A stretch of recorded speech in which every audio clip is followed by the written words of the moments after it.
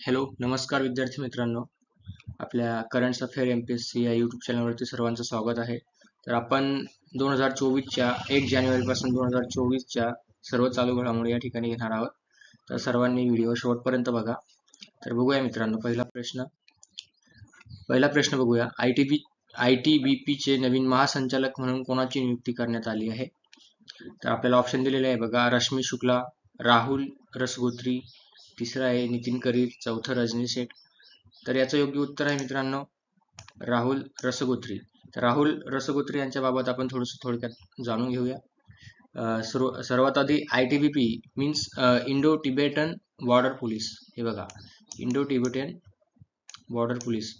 तर राहुल रसगोत्री हे IPS अधिकारी होते आणि मणिपूर केडरचे ते 1989 बॅचचे पोलीस अधिकारी सुद्धा होते. ओके, एवढं लक्षात ठेवा. पुढचा प्रश्न बघूया. दुसरा, CISFच्या पहिल्या महिला महासंचालक कोण बनल्या आहेत? तर आपल्याला ऑप्शन दिलेला आहे. पहिलं नीना सिंग, दुसरं ऑप्शन दिलेला आहे आपल्याला रश्मी शुक्ला, तिसरं दिलेलं आहे सौम्य माथुर आणि चौथं दिलेलं आहे आपल्याला मुल्तान सुलतान्स. तर या ठिकाणी बघूया मित्रांनो, याचं योग्य उत्तर आहे नीना सिंग. CISFच्या पहिल्या महिला महासंचालक नीना सिंग ह्या बनलेल्या आहे. नीना सिंग या वरिष्ठ IPS अधिकारी होत्या. राजस्थान केडरच्या 1989 बॅचच्या IPS अधिकारी सुद्धा आहेत त्या. ओके, तर पुढचा प्रश्न बघूया मित्रांनो आपण आता. क्वेश्चन नंबर तिसरा, man of the year 2023, man of the year 2023 पुरस्काराने कोणाला सन्मानित करण्यात येणार आहे?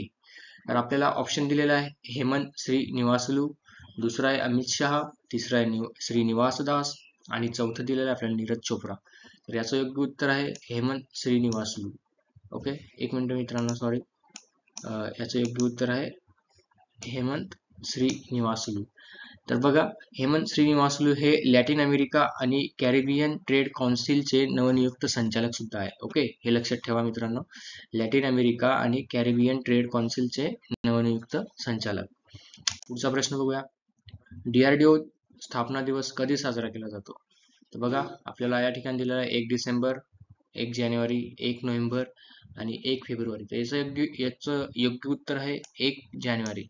DRDO म्हणजे defence research and development organisation, संरक्षण संशोधन आणि विकास संस्था. तर याचं योग्य उत्तर आहे 1 जानेवारीला DRDO दिवस साजरा केला, DRDO स्थापना दिवस साजरा केला जातो. पुढचा बघूया. पाचवा प्रश्न, 2023 मध्ये झालेली FIDE world rapid chess championship कोणी जिंकला आहे? तर आपल्याला ऑप्शन दिलेला आहे बघा. प्रयाग नंदा, दुसरा आहे बॉबी फिशर, तिसरा आहे अनस्तशिया बोडनारू आणि चौथा ऑप्शन दिलेला आपल्याला मॅग्नस कार्लसन. तर याचं योग्य उत्तर आहे मित्रांनो मॅग्नस कार्लसन. मॅग्नस कार्लसन हा नॉर्वेजियन चेस ग्रँडमास्टर आहे. 26 एप्रिल 2004 साली वयाच्या फक्त 13व्या वर्षी तो ग्रँडमास्टर झाला. बघा, वयाच्या फक्त 13व्या वर्षी तो ग्रँडमास्टर झाला आणि हा 5 वेळा वर्ल्ड चॅम्पियनशिप राहिलेला आहे. पुढचा प्रश्न बघूया. 6वा प्रश्न, पूजा धंडा या कोणत्या खेळाशी संबंधित आहे? तर बघा मित्रांनो, आपल्याला ऑप्शन दिलेला या ठिकाणी बॉक्सिंग, बुद्धिबळ, व्हॉलीबॉल आणि कुस्ती. तर याचं योग्य उत्तर आहे मित्रांनो कुस्ती. कुस्ती. पूजा धंडा ही हरियाणा राज्यातील बुदाना गावातील फ्रीस्टाईल कुस्तीपटू आहे. आणि बुडापेस्ट येथे झालेल्या 2018च्या विश्व चॅम्पियनशिप मध्ये 57 किलो वजन गटात तिने कांस्य पदक पटकावले आहे. ओके, आणि पूजाला अर्जुन पुरस्काराने सुद्धा सन्मानित केलं गेलेलं आहे, हे लक्षात ठेवा. पुढचा प्रश्न बघूया आपण. 7वा, CNN बिझनेसचे CEO of the year म्हणून कोणाला सन्मानित करण्यात आले आहे? CNN बिझनेसचे CEO of the year म्हणून कोणाला सन्मानित करण्यात आलेले आहे? आपल्याला ऑप्शन दिलेला आहे सुंदर पिचाई, अनुपमा नादेला, स्टीव्ह वॅलेमर आणि सत्या नादेला. तर याचं योग्य उत्तर आहे मित्रांनो सत्या नादेला. सत्या नादेला हे मायक्रोसॉफ्ट कंपनीचे CEO म्हणून मुख्य कार्यकारी अधिकारी आहेत आणि हे हैदराबाद, तेलंगणा, इंडिया या ठिकाणून बिलॉंग करतात. ओके, नेक्स्ट प्रश्न बघूया आपण.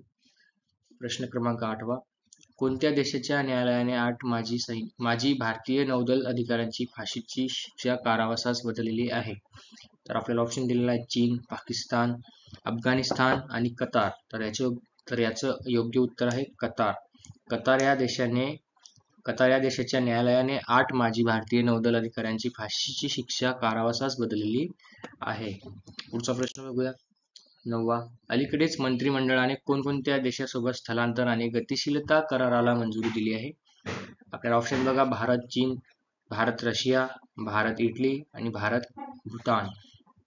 तर याचं योग्य उत्तर आहे मित्रांनो भारत व इटली. पुढचा प्रश्न बघूया. 10वा प्रश्न. 100 फूट उंच मिनार कुठे बसवण्यात येणार आहे? ऑप्शन दिलेले आहे. महाराष्ट्र, हैदराबाद, पंजाब, उत्तर प्रदेश.